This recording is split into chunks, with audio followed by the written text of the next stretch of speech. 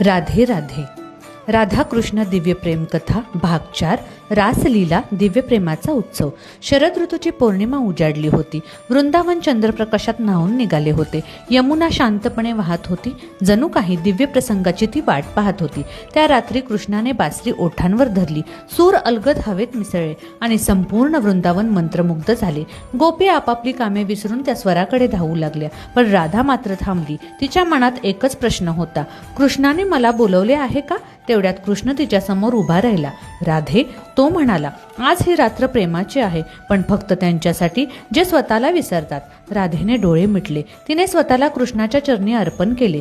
रासलीला सुरू झाली. कृष्ण प्रत्येक गोपीसोबत नाचत होता, पण प्रत्येक क्षणी तो फक्त राधेलाच दिसत होता. राधेला जाणवलं, कृष्ण अनेक असला तरी तिच्यासाठी तो एकच आहे. त्या नृत्यात अहंकार नव्हता, ईर्ष्या नव्हती, फक्त प्रेम प्रेम प्रेम, भक्ती आणि समर्पण होते. अचानक राधेच्या मनात विचार आला, मी इतरांपेक्षा वेगळी आहे. क्षणातच कृष्ण अदृश्य झाला. संपूर्ण वृंदावन स्तब्ध झाले. राधेचे हृदय दडपले. कृष्ण! ती आर्तपणे हाक मारू लागली. काही क्षणांनी कृष्ण पुन्हा प्रकट झाला.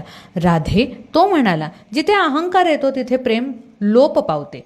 राधा त्याच्या चरणी लीन झाली. माझ्यात काहीच नाही, ती म्हणाली, सगळे तुम्हीच आहात.